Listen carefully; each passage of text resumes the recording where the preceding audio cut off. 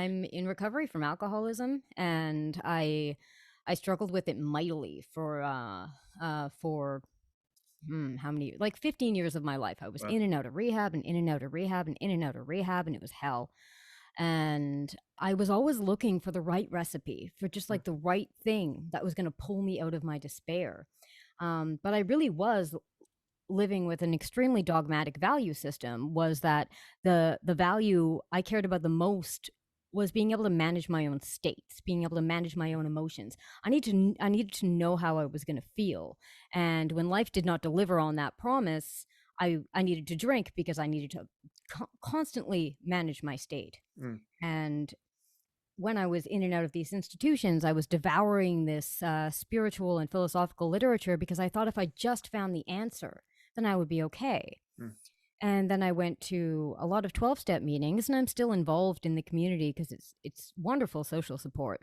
And I found that a lot of people were very convinced that they had found the answer in the tome of Alcoholics Anonymous.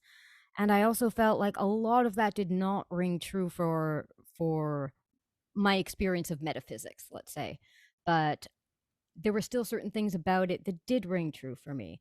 So then I started feeling like, well, maybe I don't belong here because I don't sign on to everything Mm. that a lot of this community seems to believe in. And that started making me feel like, well, no, maybe I have to find the right answer somewhere else. And there was so much suffering because I wasn't really there was just so much struggle because I wasn't really able to realize that it's okay for kind of two things to be true that are kind of oppositional, that Mm. I can believe, for example, in that context, in the power of Alcoholics Anonymous to help keep me sober without believing in all of the tenets of that. Mm. You know what I mean? So, Mhm, or, mhm. and it's okay if I find an answer that's working for me today while recognizing something might happen tomorrow that reveals it to not necessarily be the answer, Mm, right? mm, mm.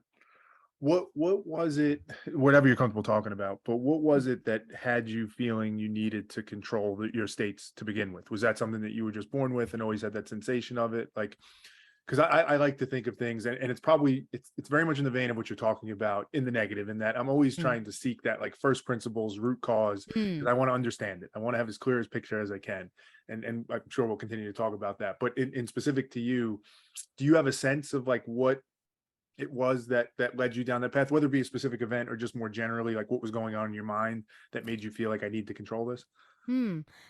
It's hard to say because when you do a retrospective about something, it's very easy to kind of manufacture something that Sure. makes it seem like it fits into a kind of tidy Like narrative. values, you could do that when you pick your values too. You kind of can, Yeah, yeah, yeah. yeah. And I can say that there were certain events like not fitting in socially and then feeling like, if I took this thing, I'd be less in my own head and then I could Mm, fit in with people. That could have been one of the things, a death of a friend that was a mm, precipitating event as well.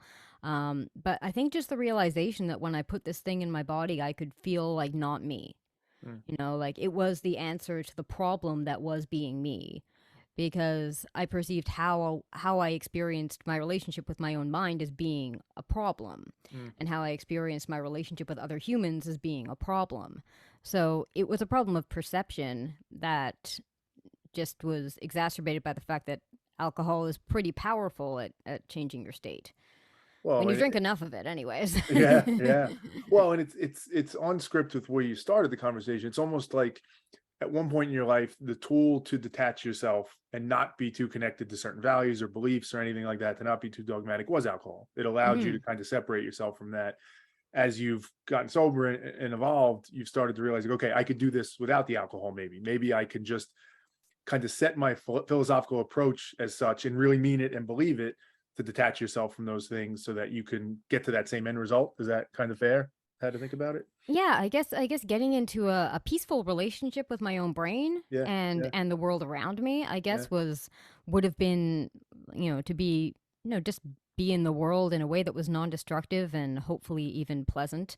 Mm, Um and like no, realizing eventually that there were other ways to do that than that chemical alcohol. alterations. Yeah, yeah. Um Yeah, because I get that very much in line with what you're talking about. When we have expectations, or we're dogmatic, or we have these beliefs that need to be true, or, Mhm. and that could be anything. It could be a religious belief, or it could be I need people to like me, or I need to fit in, Yeah, oh right? It yeah, could be any exactly. of That those was things. what was that belief controlled me for a really long time. Sure. Everybody has to like me. Yeah. And the funny thing about that is I would focus so much energy on the people that didn't like me. I'd give them a lot of my attention.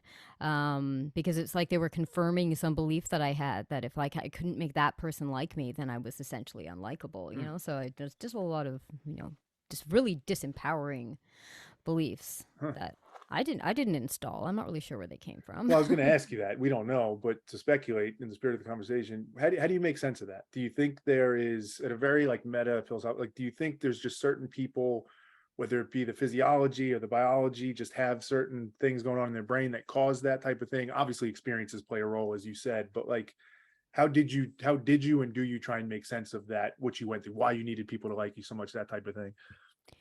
Yeah, I've speculated on it a lot, and I feel like having gone through a lot of therapy was kind of regressive in certain ways, and that it kind of, let me sort of cherry pick maybe times when people were mean to me, or times where I didn't get my way when I was younger, as like maybe the reasons why I became so sensitive. But I think I kind of just think I was born this way. Yeah. I, Yeah. I can't remember a time where I wasn't hypersensitive to